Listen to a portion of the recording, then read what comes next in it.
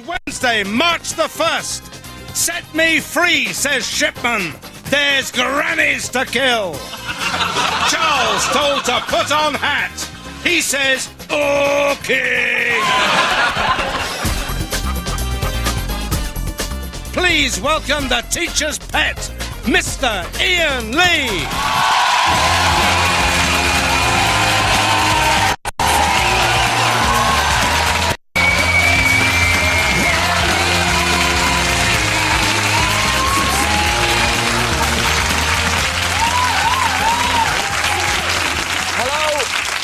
To the 11 o'clock show. Kids 8, who'd have them? Well, other kids mostly, and of course Gary Glitter.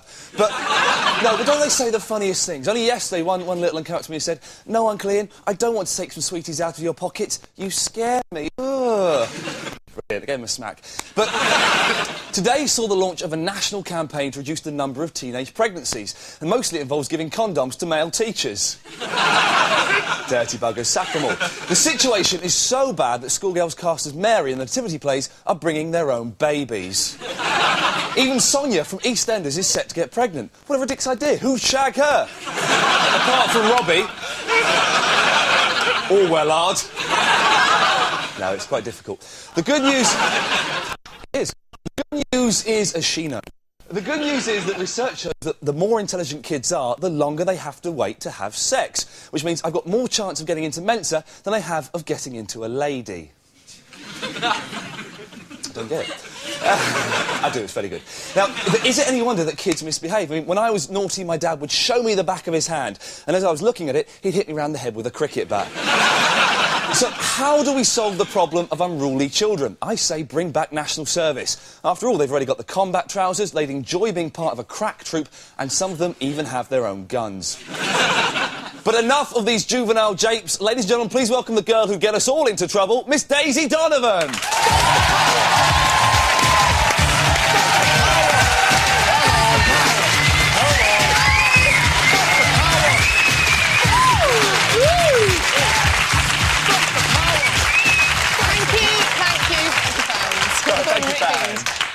Congratulations to Kat Deely for being voted Woman of the Year, but you'll be very pleased to know, Iain, that in the category of Best Thrice-Weekly Topical Comedy Show Female Presenter on Channel 4, I came a very creditable 9th. Oh, just behind Marie Curie. Daisy Donovan, well done, fantastic Thanks news. very much. Now, let me tell you what's happening on tonight's show.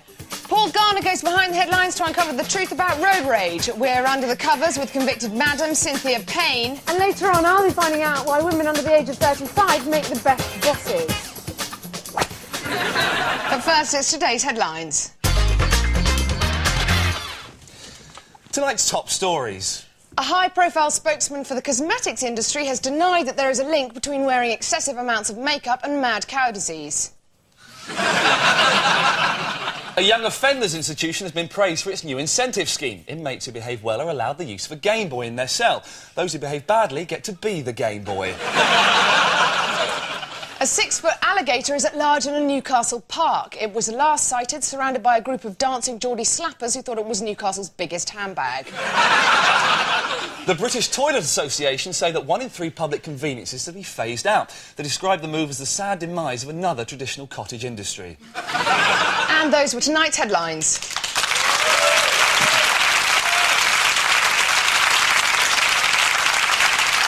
The government announced new plans today to make Britain's roads safer.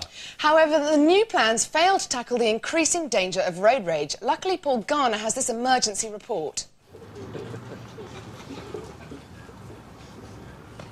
You know, children have always been fascinated with cars, and it's hard to believe that one day kids like these will become the violent, foul-mouthed scum which add to the ever-increasing number of assaults known today as road rage. Right! You see how easy it is? I've only been in the car 10 minutes now, and already I can feel my blood and stress levels rising as a result of some of the stupid fucking idiots that I have to share the road with. Yeah, you wanker! To defuse potential flare-ups, here's a few ideas that could help you when you're actually out on the road. Stop yourself before things get out of hand. How much of the road do you want, you pillock? Instead of confronting the other road users, just stop and count to 10. 1, 2.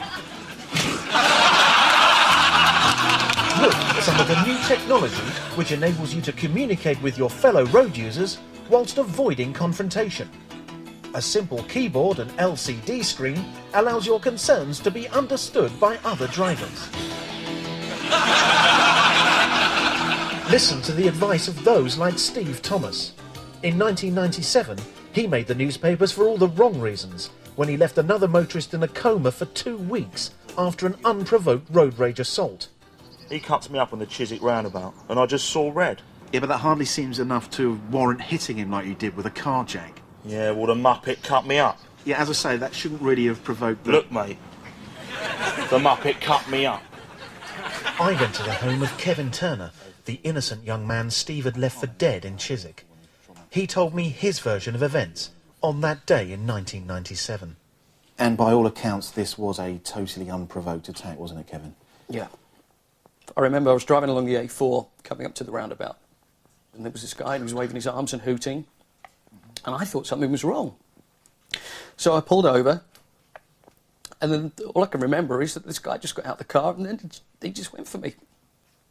I'm sorry. No, it's OK. You take your time. There's I'm all the sorry. time in the world. There's no rush. All right, thanks. Tony was with me, my boyfriend. He was in the car. Hang on. Your boyfriend? My partner, Tony. We've been together for 11 years. He was in the car. But not the story I heard. I've spoken to Steve and he said you cut him up. I mean, you can't go around cutting people up. You muppet! Road rage ruins lives. The next time you find yourself getting worked up at the wheel, just remember this little phrase. Don't get angry. Get even. Better as a user of Britain's road and motorway network. This is Paul Garner, the 11 o'clock show in West London. Right, which one of you fellas fancies a nice cuppa? Piss off, Benders, piss off.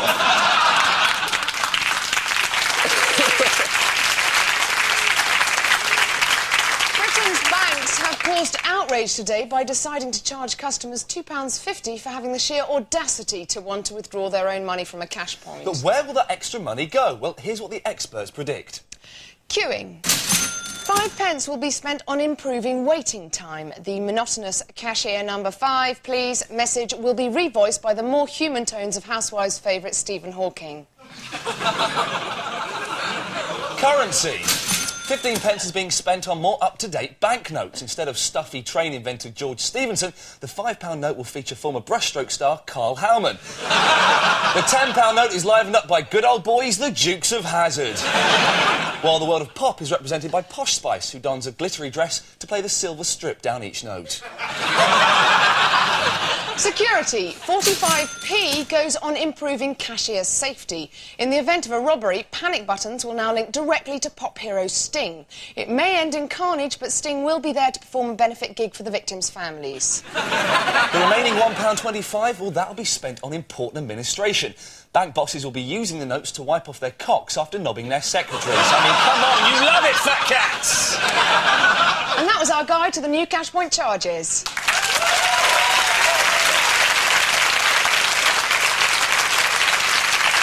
Now, we all know that women have traditionally had a tough time in the workplace. Not only do they have to put up with sexist, patronising crap from the men, but they also have to deal with their petty mood swings. And having sexually inadequate males flash them from behind the photocopier. Yeah, sorry. Despite that, a report out today says that women make better bosses than men. Take a look. A report out today suggests that women under the age of 35 make the best bosses in the workplace. But is the key to success a firm handshake or a firm breast? I've come here to London to find out. I'm a woman under 35. What are my assets? I'm not talking about my hands. What are your assets? I don't quite understand the question. I've got 4 women working for me, and, you know, we do all right, but if they refuse to turn tricks, obviously I cut them. Does that make me a good boss? Well, not really, because both of you have to respect each other.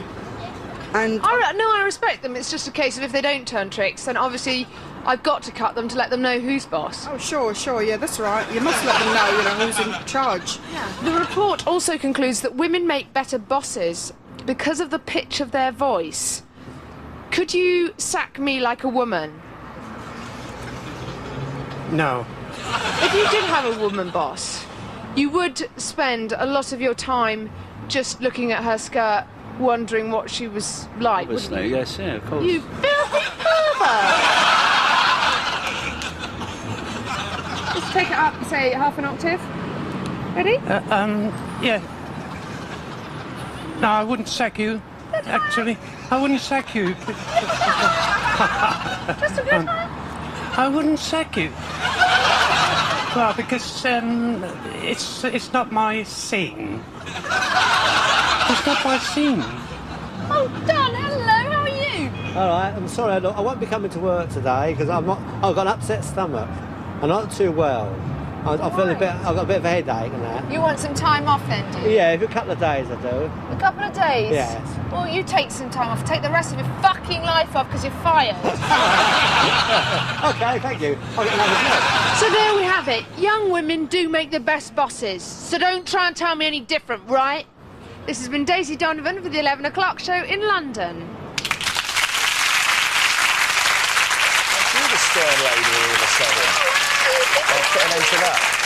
That's the end of part 1. Coming up in part 2, Ricky Gervais on Britain's crumbling education system. But first, pause for a moment at the end of your day and listen to this charity appeal, please. Hello. Hear that? That's the sound of a baby dolphin calling for her mother in the dangerous waters of the Pacific. She's lost her way and she's very timid. This bar of soap was her mother. You know, it needn't happen. Please, please send her some money now. Have a heart. A baby dolphin. Come on. Don't be a kid.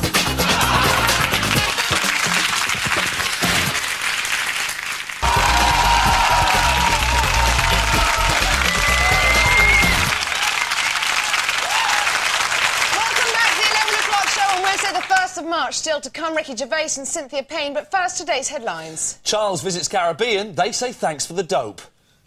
Unemployed to get mobile phones. Now no reason to get out of bed.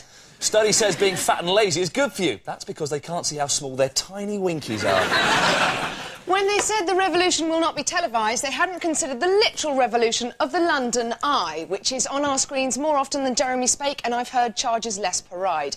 Now, to tell us what you can see from the top, here's reporter Iain Stone standing at the bottom. Iain. Yes, Daisy, I'm here at the London Eye, as you can see, set to become London's most popular tourist attraction since public hanging. How does it compare to the Dome? Well, it's a bit like comparing a 20-year marriage with a one-night stand. You know, with the Dome, it's time and effort, whereas the Eye, you just hop on for a quick ride and walk off with a smile on your face. And what do the paying public think? Well, the reaction has been good. People say they love the views over the capital, but were a bit disappointed that even with cloud cover, they could still see Croydon. So it's looking like it'll be a great success. Well, now it's a shining monument to the new millennium, but give it a year of the great British public and it'll probably smell like a town block lift, full of teenagers trying to join the Quarter Mile High Club or committing acts of pod rage. Iain, thank you. Pleasure. David Blunkett has issued strict new targets for schools in an effort to improve levels of education. Here's Ricky Gervais with his report. David Blunkett vowed today to close any school which fails to reach new GCSE targets. Under the controversial new scheme, schools that miss these targets will be closed down, renamed, and teachers will have to reapply for their old posts. Good. They're obviously shit at their jobs. In fact, most teachers are shit. I don't entirely blame them. I blame the kids as well. They're thick. And there's fuck all you can do with div kids. So why bother, in my opinion? It's throwing good money at bad. Give them till they're 6 or 7 to see if they're good at anything. And if they're not, get them started in crime. Or get them a job packing shelves in a supermarket. That way they'll have a decent wage by the time they're 40. The worst teachers are PE teachers. Mine was called Mr. Morris, yeah? And if you forgot your football shorts, he didn't make you play in your pants. No, he thought pants were unhygienic. He'd make you play with nothing on your bottom half. To be fair, he wasn't a hypocrite. He imposed the same rules on himself when he forgot his shorts. He forgot his shorts every week. His catchphrase was, "Nice tackle, boy." That wasn't his only catchphrase. He also had, "You don't wash it like that, boy." Give it to me. I'll do it. It was a rescue, though, it still is. My nephew goes there, he's only 13, yeah? And he came home before Christmas, yeah, true story, with blood on his shirt, and said that another boy had cut him with a penknife, yeah? My sister goes down to school to see the teacher and asked her why the other boy wasn't punished. And the teacher said, oh, he's from Kosovo, and he's had a really hard time. His father was shot and his mother was beaten up in front of him. And my sister said, serves him right for moving to Reading. This is Ricky Gervais, for the 11 o'clock show, London.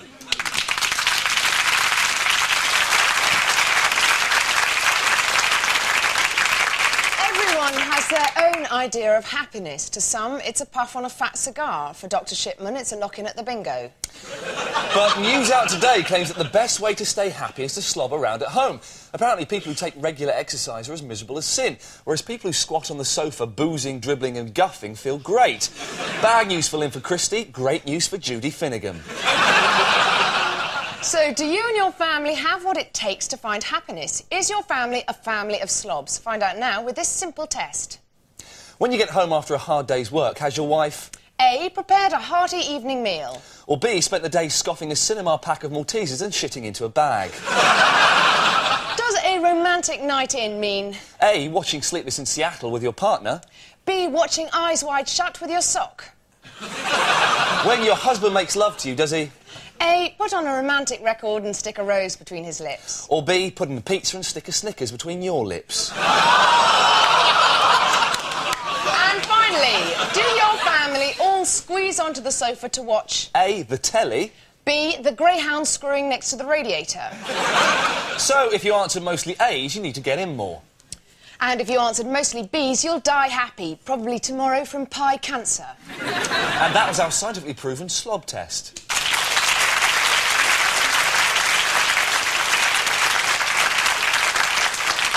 Daisy, go on. Tell the audience about tonight's guest. Will do, Ian. She was imprisoned in the 80s for running a suburban vice den where clients used luncheon vouchers to buy sex sandwiches. Tonight, she's left her sandwich box at home with her sex slave so that we can enjoy her personal services. Please welcome Cynthia Payne.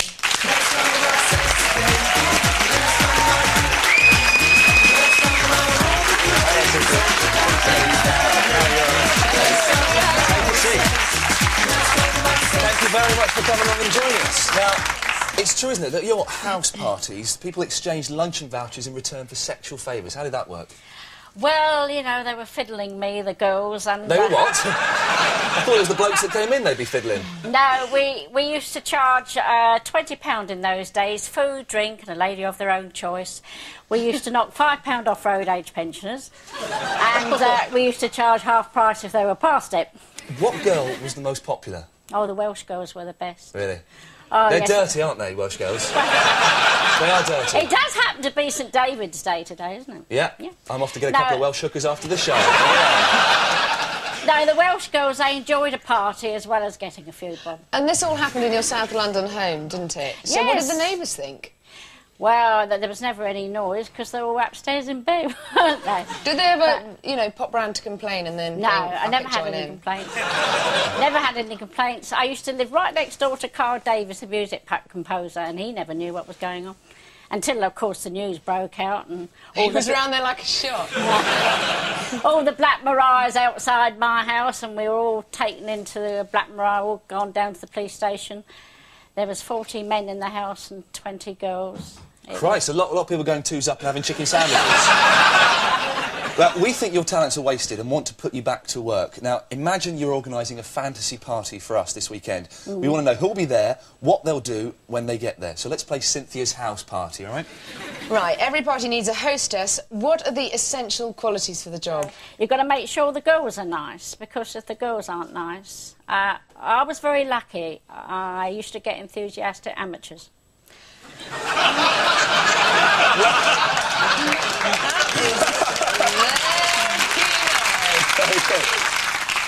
We also need a celebrity couple for our party. Tell us what you think, because Posh and Bex have been in the news. She seems to wear the trousers.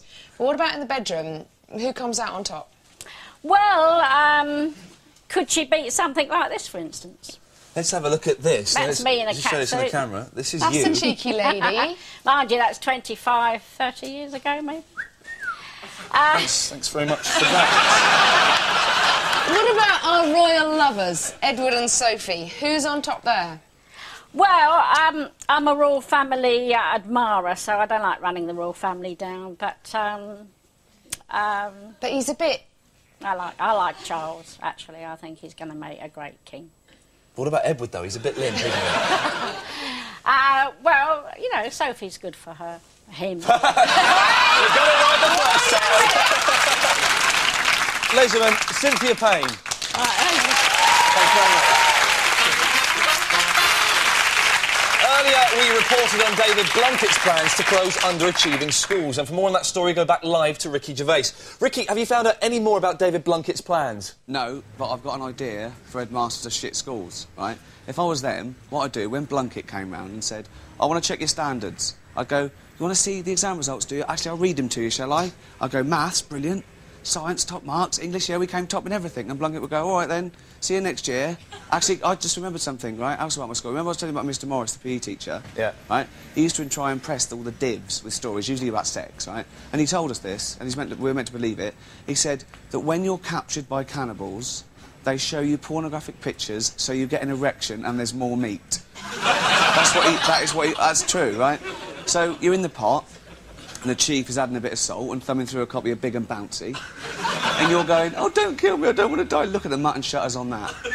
The one you played right into their hands. More meat. Yeah, thanks so much, Gervais. As usual, nothing to do with anything. Schools, bye. Time now for the news just in. Alan Shearer has announced he's to become a dad. The couple were using the barrier method of contraception, but Shearer managed to go on him from just outside the box. Scientists in Thailand are attempting to make electricity from elephant dung. A spokesman said their first priority was to generate enough power to run the extractor fans. As Moore's murderer Ian Brady continues his hunger strike, prison officers have stepped up security. They've narrowed the bars on his cell. During his court appearance, Brady issued a statement that every human being has the right to refuse food. The statement was read out by his lawyer, a Miss Ally McBeal. Officials are outraged by a tourist guide that claims Brits are all drunken, loudmouth yobs. The spokesman for the UK Tourist Board responded by belching and saying, "Come on, you slags, I'll have the lot of you." Yeah. A gardening group were annoyed with the £7,000 cost of a one-hour lecture by Charlie Dimmock. The organiser complained that she spent 10 minutes talking and 50 minutes slowly bending over to pick up her notes. And that was the news just in. That's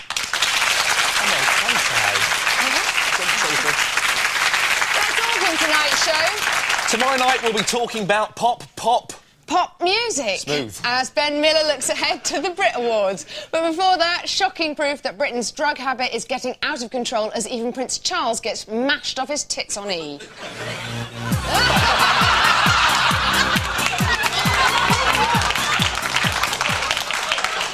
And finally, just what are Britain's favourite TV shows? I went to find out. Good night. Good night. What's your favourite programme on television? The Bill. What's your second favourite? Touch of Frost. Third favourite? Can you sum up what you think of the 11 o'clock show in one word? I don't know it. I've never seen the 11 o'clock show. What's it, Channel 5? Sorry? Channel 5? Fuck off, it's Channel 4. Your sixth favourite programme on television? Sixth one? Don't know, really. Okay, and your seventh? What do you think of Daisy Donovan? Never heard of it. Ricky Gervais? Never. And your eighth favourite programme on television? Eighth one? Only Fools and Horses. Paul Garner?